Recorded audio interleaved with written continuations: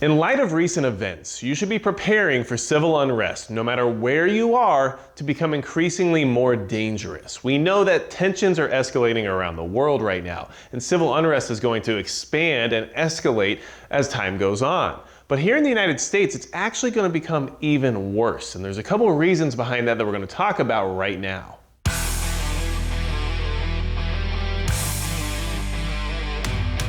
Hey everybody, it's Magic Prepper, and today we're talking about why you should prepare for civil unrest to become increasingly more dangerous. We know that it's going to escalate as time goes on, and with the crisis we've been dealing with since 2020, it's only going to get worse. And with recent examples as to what's happening here with the Kyle Rittenhouse trial in the United States, as well as what's happening around the world, we know that protests are inevitable and that eventually they can lead to unrest and riots and everything else. And if you're worried about preparing for this civil unrest to become more dangerous in the future, then hit the subscribe button below, because all the indicators are there that it's going to get worse, especially here in the United States. So, the Kyle Rittenhouse trial occurred, the jury came out with a verdict, and people went out and protested based on that verdict. And now we saw organized protests happen around the country overnight at a moment's notice, okay? That is something to keep in mind for the rest of this conversation. From my current state of knowledge, most of those protests remained calm and did not escalate to the level of riots or anything along those lines. However,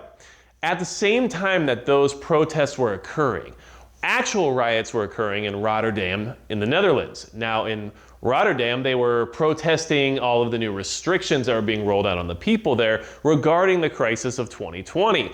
And the people have had enough. So those protests did escalate into riots, which actually did see violent encounters. Now, at the same time that that was happening, thousands of people marched in Melbourne and Sydney, Australia, against similar restrictions that are being put into place on the people. Now, the people in both of those countries are fighting for their individual rights and wanting to stop the authority and the body of government from being able to strip them of certain freedoms. So there is a difference as to what these protests are about. And this is what this conversation is going to move into, because it's something important that we need to really talk about, okay?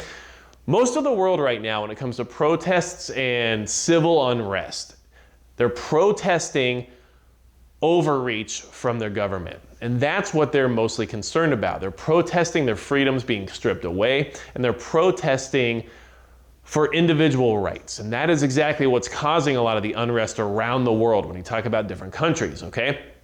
Think Austria right now. With what they're doing to the people there, you're going to see a lot more unrest occur in that country very soon. And it's something definitely that we need to keep an eye on. But those countries are dealing with this unrest because of what the authority body is putting upon them. Now, here, in this country, there's more of a willingness to organize protests and riots overnight for a singular court case rather than something as important as individual freedoms and rights, right? So we're seeing that, and a lot of that has to do with certain ideologies. Now, most of the anger in these protests are directed at a type of ideology, especially in the sense of an individual ideology, rather than being targeted at the governing body. And a lot of the reasons behind that is because many of the people involved with these protests also support the current governing authority within this country. So you can kind of see why this is going to become so much more dangerous. Now, so far I haven't really got to that point yet, but what I want you to really consider and what I want you to think about is that regardless of the outcome of the trial that is causing this conversation, we all know that these elements exist within our society and that they will use any scenario or crisis they can to expose themselves, right? So this was just another opportunity that, regardless of the outcome, was going to cause some kind of a commotion, because the commotion has to be had in order for the attention to be paid. And that's exactly what's happening now. Now listen, many of these groups support all the things that the rest of the world is actually protesting against. And this is why things are becoming more dangerous here in the United States. Now listen, so far, like I said, to my knowledge, none of the protests that have happened about the Kyle Rittenhouse case have been violent or turned into riots or anything along those lines. And that is what we hope for and what should be. However, the reason we're having this conversation is because the same groups that go out and make these protests happen are the same ones that have caused those situations in the past. And that's why we need to be very aware of where this whole thing is going, okay?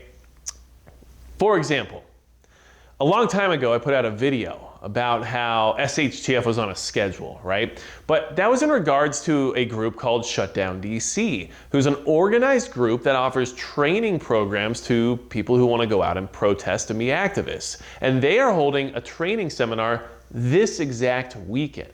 And they definitely align politically with one side of the authority within this country. And that's where a lot of this gets more interesting. Because while the rest of the world is protesting mandates and restrictions and everything else related to individual freedoms, our country seems to have the most aggressive protests in regards to the people who also support said mandates and restrictions. And that's where the tension is really going to flare. When you have it as the people versus the government, that becomes a little bit more of a straightforward conversation. But what's happening here right now is that you have people that are actually training other people how to protest accordingly and how to use assertive intervention, which is literally described within their training materials as what they try to teach, in order to establish their dominance in the sense of ideology, at least in their thought process. And this is going to push the other side of the argument into a corner that's going to eventually have a reaction. And this is where things get more dangerous, because we're talking about two groups of citizenry versus the citizens versus the establishment. This was a lot of what we talked about in the last video about mob rule and SHTF. These things become more difficult to manage and more dangerous. And they've done such a good job of dividing us here in this country that now any unrest that we move forward on is going to have an element of danger to it that we can't predict, because not only is it citizen versus citizen and ideology versus ideology, and that's what's been created here, but now because of the outcome of this trial, whether or not you agreed with it, which I'll let you go ahead and guess what my thoughts are on it. But what I will say is that some people are going to be emboldened now. Some people are going to have a little bit more of a concept of what they may or may not be able to do or accomplish based on what occurred here. Now, they will be wrong in their thought process, because this is not something that just happens on purpose. A lot of what happened was circumstance. But at this point in time, you're going to have people who want to test that boundary and test that limit because of what occurred and because of what happened in the sense of charges and everything else related to the incident. And these people are very angry. And we know that there's a lot of anger right now being thrown around. And we also know there's a lot of support in the opposite direction. And all that does is help ignite the tinderbox that already exists. So what I want to say is, listen, the rest of the world is also seeing a lot of unrest, just as we do here in the United States quite a bit. And the United States has seen its share of protests in regards to the restrictions and the mandates and everything else. Think New York City. But in comparison to what we're seeing around the globe, we have a habit of being more aggressive about a singular court case than we do in the sense of complete individual freedoms when it comes to making those choices on your own. Whereas the rest of the world has kind of figured out that it's them versus the government. We're still dealing with each other. And that is exactly what they've always wanted, because us divided is much worse than anything else when it comes to our situation. But for them, it's the best case scenario. So I wanted to bring this to your attention because it's only going to get worse now. Yes, some people might be relieved about the recent events that occurred. However, in the aftermath, we will see escalation and we will see more problems on the horizon. And any unrest that goes on from here on out is going to have an element of danger to it that might not have existed quite as much before. And it was already extremely dangerous. So do what you need to do now. Prepare yourself and be ready to evacuate or make moves or defend yourself if needed be, depending on where you are and where your location is and your likelihood of encountering this type of unrest at some point in time.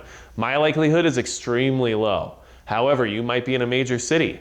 Those are plans that you have to make now and have ready to go in case things get worse than what they've already been before.